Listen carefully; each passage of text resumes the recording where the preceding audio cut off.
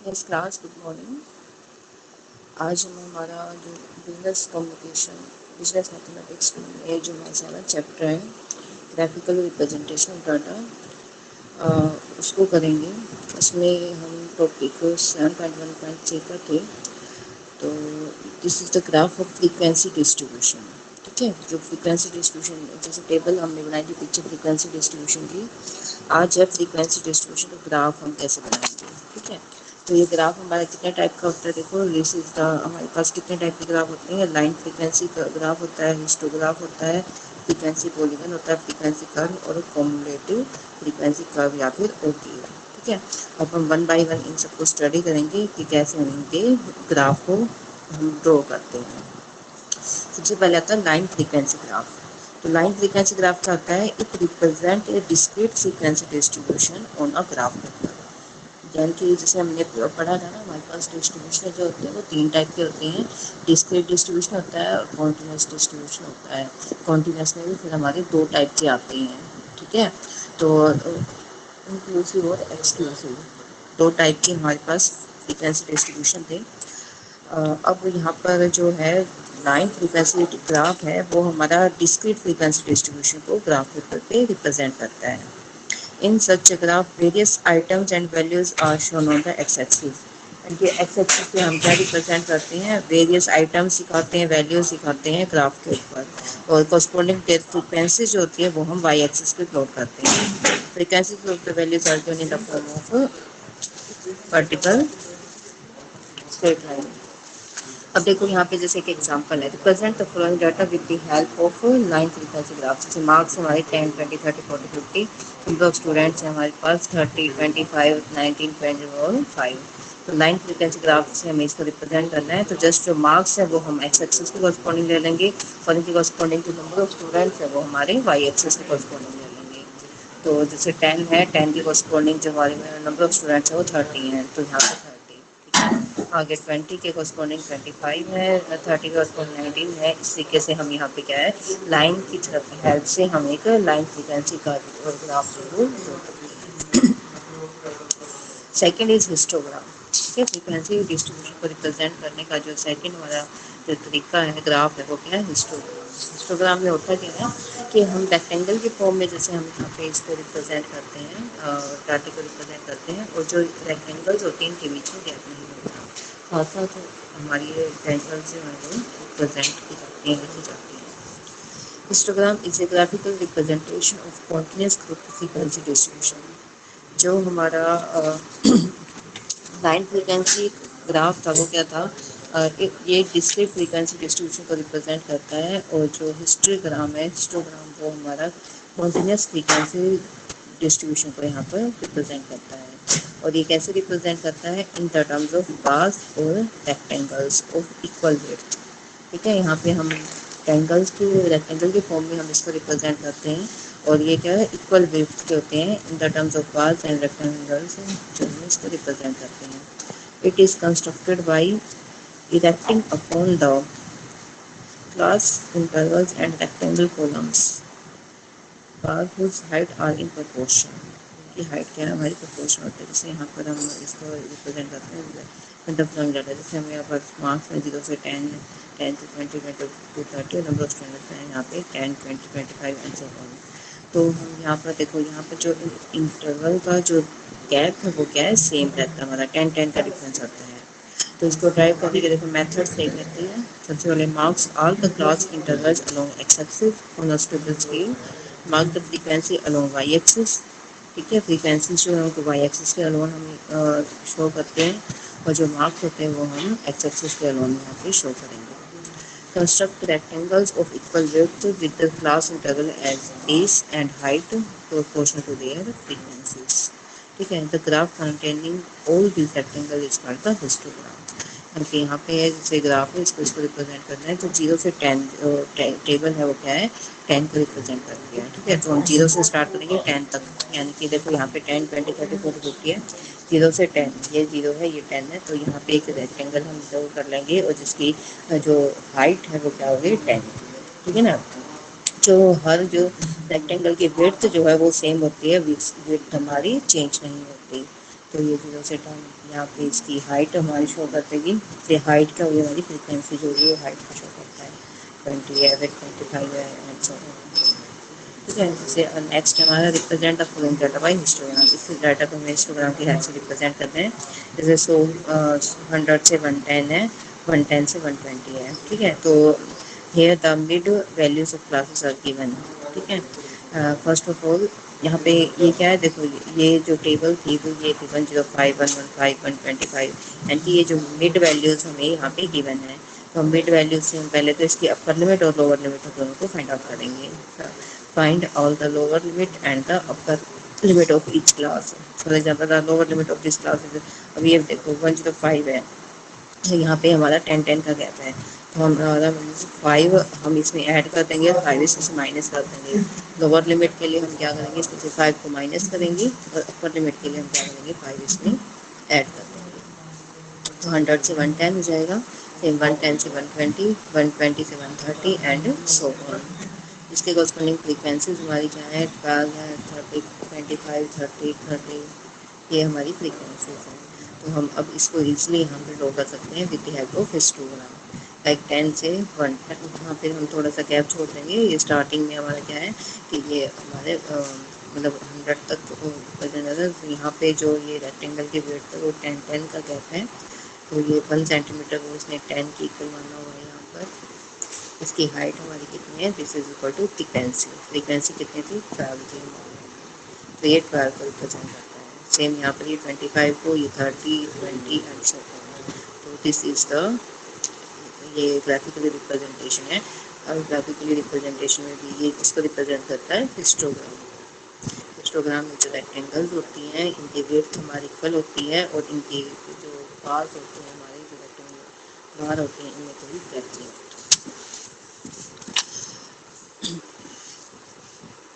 Okay, अब next देखो, construction of histogram when the class intervals are unequal. यानी कि जैसे क्लास इंटरवल अनइक्वल है हमारा, 14 से 16, 16 से 18, 18 से 20, 20 से 22, बीच में गैप है ना हमारा।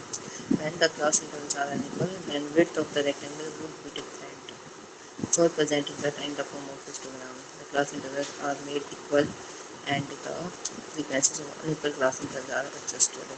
एंड की पहले जैसे ये अनइक्वल है हमारा 14 से 16, 16 से 18, 18 से 20, 20 से 22, 22 से 26 और 26 से 32, यहाँ तक तो सेम है, दोनों का गैप है, 2 है, डिफरेंस 2 है, ये भी 2 है, यहाँ पे फिर 4 का आ गया और यहाँ पे फिर 6 का आ गया। ठीक है ना। अच्छा, अब इसको हम कैसे करेंगे, देखो यहाँ पे जैसे कि हम देख रहे हैं जो क्लास इंटरवल जो है वो हमारा सेम नहीं है, this is not equal. We first made this class intervals equal and adjust their frequencies. पहले हम इस क्लास इंटरवल को इक्वल करेंगे और इसके कॉरस्पॉन्डिंग हम इसकी फ्रीक्वेंसी को एडजस्ट करेंगे। जैसे यहाँ पर ये है हमारा 60 है, 22 से 26, 22 टू 24 और 24 टू 26 को हम 2 पार्ट्स में तोड़ देंगे और टोटल फ्रीक्वेंसी 60 है तो इसको हम 30-30 में डिवाइड कर देंगे। या देखो यहाँ पे 22 है, 26 है, 22 से 24 हम एक क्लास इंटरवल जिसकी फ्रीक्वेंसी 30 मान लेंगे और 24 से 26 में इसकी क्लास इंटरवल की फ्रीक्वेंसी फिर से हम 30 मान लेंगे। अब 26 से 32 है तो 26 से 28, 28 से 30 और 30 से 32 और इसको 3 इक्वल पार्ट से हम इसको डिवाइड कर देंगे फ्रीक्वेंसी को। अब यहाँ पे फ्रीक्वेंसी 30 है तो इसको 10 10 10 करके हम 3 पार्ट्स में डिवाइड कर देंगे। 26 टू 28 10 हो गया, 28 टू 30 10 हो गया, 30 से 32 हमारा ये भी 10 हो गया। ठीक है ना। अब देखो यहाँ पे जो इक्वल है हमारे यहाँ पे क्लास इंटरवल जो है वो सेम है, यहाँ पे गैप हमारे टू का है, उसके कॉरस्पॉन्डिंग फ्रीक्वेंसीज हमारे पास हैं। ठीक है, तो अब इसलिए हम हिस्टोग्राम को यहाँ पे रिप्रेजेंट करते हैं 10 10 10, 26 28, 28 टू 30, 30 टू 32। जो हाइट है हमारी वो कितनी हो जाएगी, 10 10 10। सेम 22 टू 24, 24 टू 26 और यहाँ पे हाइट हमारी कितनी हो जाएगी, 30 टू 30। ठीक है, ये 50 है, 100 100 और ये 60। ये टोटल है हमारा, ये हमारा हमने एक हिस्टोग्राम को यहाँ पे रिप्रेजेंट किया है।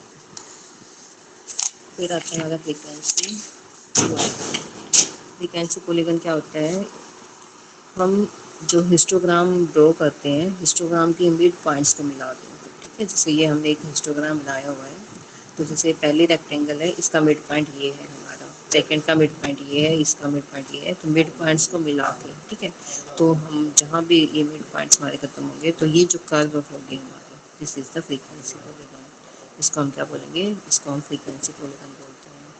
Frequency polygon is a graph constructed by joining the midpoints of the top of rectangles of a histogram। Histogram के जो है जो मिड पॉइंट्स को मिला दें तो वो हमारे क्या है, फ्रीक्वेंसी पॉलीगन बन जाते हैं। Frequency polygon can be drawn even without constructing A histogram. हम बेशक इसके हिस्टोग्राम को कंस्ट्रक्ट ना करें तब भी हम इसको ड्रॉ कर सकते हैं। जैसे mid values of classes are marked on the x axis and the corresponding frequencies are marked on the y axis. जैसे यहाँ पे यदि हमें ये टेबल को ड्रॉ करना है, जस्ट 0 से 10 का मिड पॉइंट कितना हो गया, 5। ठीक है, यहाँ पे 15 हो गया, 25 हो गया, 35 हो गया।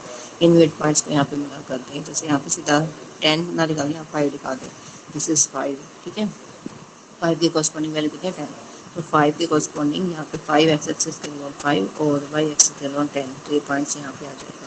जस्ट इन पॉइंट्स को ड्रॉ कर दो, ठीक है, पूरी बात ना बढ़ा के, रेक्टेंगल बात ना बढ़ा के, जस्ट पॉइंट्स को कर दो और फिर उनको मिला दो तो भी हमारा एक फ्रीक्वेंसी पॉलीगन बन जाता है हमारा। जैसे एक और एग्जांपल है यहाँ पे, constructive frequency polygon of the following data without constructing A histogram. अब यहाँ पे हमें हिस्टोग्राम को कंस्ट्रक्ट नहीं करना, तो जस्ट हमें यहाँ पे फ्रीक्वेंसी पॉलीगन को ड्रॉ करना है।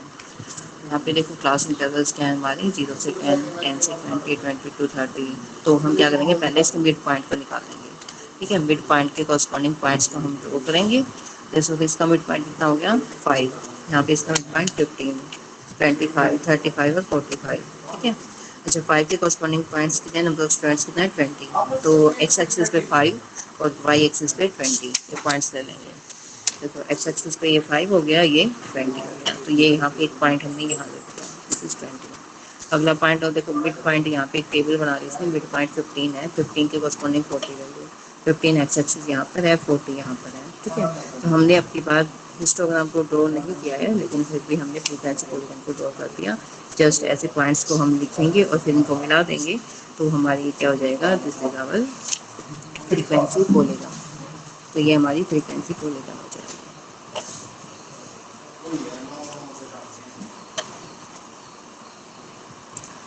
Frequency curve. अब उसके बाद फ्रीक्वेंसी कर्व क्या होती है, देखो अब यहाँ पर जो हमारे पॉइंट्स थे, फ्रीक्वेंसी पॉलीगन के कॉरस्पॉन्डिंग जो पॉइंट्स थे ना, इनको हमने एक स्ट्रेट लाइन से यहाँ पे मिलाया है। अब यदि हम इनको स्ट्रेट लाइन से ना मिला के इनको फ्री हैंड मिला दें, जस्ट एक कर्व बना दें, कर्व की फॉर्म में इस तरीके से, ठीक है, ये स्ट्रेट लाइन ना जगह इस तरीके से हम बिल्कुल स्ट्रेट ना करके जस्ट एक कर्व की फॉर्म में इनको पॉइंट्स को रिप्रेजेंट करें, तो वो हमारा क्या हो जाएगा, फ्रीक्वेंसी कर्व हो जाएगा। A curve is obtained by joining the points of the frequency polygon तो free hand smooth curve not दो स्ट्रेट लाइंस। ठीक है, जैसे हमने यहाँ पे स्ट्रेट लाइंस पे इनको ऐड करके यहाँ पे कर्व बनाई है, वैसे स्ट्रेट लाइन ना करके जस्ट हम इनको फ्री हैंड से मिला लो। ठीक है, बिल्कुल, तो ये हमारी जो कर्व बनेगी, this is the frequency curve. ठीक है, अब यहाँ पे देखो draw frequency polygon and frequency curve from the flowing data. Frequency polygon भी ड्रॉ करना है, फ्रीक्वेंसी कर्व। तो पहले हिस्टोग्राम बनाएंगे, 0 से 10, 10 से 20, 20 to 30 एंड सो ऑन। ये फ्रीक्वेंसी जो भी पॉइंट्स लिख दिए, ये हमने पहले हिस्टोग्राम को बनाया है, इस टेबल के कॉरस्पॉन्डिंग हिस्टोग्राम को ड्रॉ कर दिया, फिर हमने ये मिड पॉइंट्स बनाए हैं। ठीक है, ये मिड पॉइंट्स हो गए हमारे। अब यदि मैं बिल्कुल इनको स्ट्रेट मिलाती हूँ, स्ट्रेट करके, ठीक है, तो ये तो बन जाएगा फ्रीक्वेंसी पॉलीगन। और फ्री हैंड से मिला दें, देखो इसके साथ साथ ऐसे जस्ट ऐसे रखें, ऐसे करके मिला दें, तो ये बन जाएगा हमारा फ्रीक्वेंसी कर्व। तो ये दोनों इसने बना के दिखाया हुआ है, फ्रीक्वेंसी कर्व भी और फ्रीक्वेंसी पॉलीगन भी। फिर उसके बाद हमारा जो लास्ट टॉपिक है इस चैप्टर का, 7th चैप्टर का, वो आता है ओकीव। ठीक है, ओकीव जो होते हैं हमारे, दो टाइप के ओकीव होते हैं, लेस देन ओकीव आता है और एक आता है मोर देन ओकीव। ठीक है, less than ogive and more than ogive. Less than cumulative frequency curve, पहले हम less than cumulative frequency curve को ड्रॉ करेंगे, तो उसका मतलब लेस देन ओकीव वाली कर्व है वो हमारी, और एक हमारी दूसरी टाइप जो होता है मोर देन फ्रीक्वेंसी कर्व और मोर देन ओकीव। तो this is our more than ogive. इसमें होता क्या है, देखो लेस देन फ्रीक्वेंसी कर्व में, in this frequency frequencies are accumulated and indicated in the graph corresponding to the upper limit of the classes in the frequency distribution. ठीक है, upper limit के corresponding हम फ्रीक्वेंसी डिस्ट्रीब्यूशन की class बनाएंगे, उसको हम represent करेंगे। Here the upper limit of the class intervals are taken on x-axis and their corresponding cumulative frequencies on the y-axis। जैसे यहाँ पे एक लेसन ऑफ ब्रेक का हमें ड्रॉ करनी है, यहाँ पर 0 to 5, 5 to 10 ये टेबल हमें दी हुई है। तो यहाँ पर लेसन ऑफ जैसे 0 to 5, तो यहाँ पे इसकी अपर लिमिट को जस्ट पुट करते हैं 5, 5 से यहाँ पे लेस देन 5। ठीक है, लेस देन 5 हमारे कितने हैं, 3 है। अच्छा, लेस देन 10, लेस देन 10 करेंगे तो क्या होगा, 3 + 10 13 हो जाएगा हमारे पास। लेस देन 15, 15 से लेस कितना हो जाएगा, 3 + 10 + 20 33 हो जाएगा। लेस देन 25, लेस देन 20, 20 से लेस कितना हो जाएगा, इन सबको ऐड कर दो। तो ये हमने क्या है, टेबल बना दिया। ठीक है, अच्छा अब देखो पॉइंट्स क्या हो गए हमारे, 5C हो गया, 10, 13, 15, 33, 20, 60 एंड सो ऑन। तो ये हमारी जो ये पॉइंट्स जो हैं, this is the lesson of ये, इसको हम ड्रॉ करेंगे, उनको फ्री हैंड में मिला देंगे, तो जो कर्व है दिस इज लेसन। ठीक है, 5 के कॉरस्पॉन्डिंग जितनी भी वैल्यूज हमारे, देखो 5 के कॉरस्पॉन्डिंग में 3 था, 10 के कॉरस्पॉन्डिंग 13, तो एक्स एक्सिस ये 5 है, 5 के कॉरस्पॉन्डिंग ये 3 हो गया पॉइंट। ठीक है, 10 के कॉरस्पॉन्डिंग 13 हो गया एंड सो ऑन, और फिर इसको हम ऐसे फ्री हैंड से मिला देंगे, तो this is the lesson of you. अच्छा, मोर देन ऑब्वियस में क्या करते हैं हम, लोअर लिमिट के कॉरस्पॉन्डिंग टेबल बनाते हैं। ठीक है, मोर देन, अब ये जैसे यहीं पे है मोर देन 0, 0 से ज़्यादा। ठीक है, लोअर लिमिट 0 ना, 0 से ज़्यादा क्या होगी, ये सारी की सारी वैल्यूज जो है वो 0 से ज़्यादा है। नंबर ऑफ स्टूडेंट्स है ना, 0 से ज़्यादा क्या है, टोटल नंबर ऑफ स्टूडेंट, ये सारे ऐड हो जाएंगे, तो यहाँ पर ये ऐड होकर 100 हो जाएंगे। ठीक है, तो मोर देन 5, मोर देन 5 में कितना हो जाएगा, 3 माइनस हो जाएंगे, क्योंकि ये तो हमारे क्या है 0 से 5 की रेंज में है। मोर देन 5 का मतलब क्या है, 100 - 3, मुझे 97 ऐसे स्टूडेंट हैं जिनके मार्क्स मोर देन 5 है। ठीक है, फिर सेम मोर देन 10, हमारे पास ऐसे मार्क्स जो 10 से ज़्यादा है, 10 से ज़्यादा कितने दिए हैं, तो 100 में से हम क्या है 13 को माइनस कर देंगे, तो 87 आ गया एंड सो ऑन। ठीक है, तो ये सेम ऐसे पॉइंट्स हैं, तो ये पॉइंट्स हो गए 0 to 100, 5 to 27, 10 to 87, 15 to 67 and so on. तो अब जस्ट हम यहाँ पे टेबल ड्रॉ कर देंगे, दिस इज द टेबल। इनको फ्री हैंड पॉइंट्स को यहाँ पर डिनोट करो और जस्ट उनको फ्री हैंड से मिला दो, तो ये जो कर्व है this is the more than obvious curve, ये मोर देन ऑब्वियस कर्व हो जाएगी। एक और एग्जांपल है यहाँ पे, draw all less than obvious and determine the number of companies getting profit between 15 crores and 60 crore। ठीक है, तो हमें वो कंपनीज लानी है जो इनको बेनिफिट हमारा 55 करोड़ और 65 करोड़ के बीच में इनको बेनिफिट मिलता है। लेस देन ओके का हमें ड्रॉ करनी है। लेस देन ओके में पहले हम टेबल बनाएंगे, वो क्या होगा, अपर लिमिट के कॉरस्पॉन्डिंग लिखेंगे। ठीक है ना, तो लेस देन 20, लेस देन 20 में नंबर ऑफ कंपनीज कितनी है, 8। Less than 30 number of companies क्या है, 12। लेस देन 40 में नंबर ऑफ कंपनीज यहाँ पे कितना हो गया, 40 हो गया। लेस देन 20 मीन्स ये सारी, लेस देन 40 मीन्स ये सारी की सारी कंपनीज को इनको ऐड कर देंगे। लेस देन 30 मीन्स इनको ऐड किया है। लेस देन 50 का मतलब इन सबको ऐड कर देंगे। ये हमने टेबल बना ली। ठीक है, उसके बाद जस्ट इसको ड्रॉ किया हमने, ये यहाँ पे ड्रॉ कर दिया। अब देखो यहाँ पे हमें क्या निकालना है, हमें निकालना है कि बिटवीन 55 करोड़ एंड 65 करोड़ के बीच में हमारी कितनी कंपनीज हैं।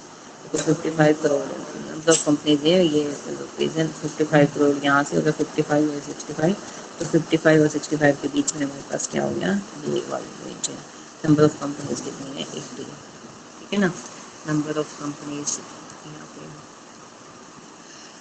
it is clear from the graph that number of companies getting profit less than 55 crore is 75, less than 55 crore, यहाँ से लेस देन का हमने ये पॉइंट निकाला, तो ये 75 है। ठीक है, और ठीक है, और number of companies getting profit less than 65, 65 से यदि लेस है तो ये हमने निकाला, ये वैल्यू भी दिस इज इक्वल टू 85।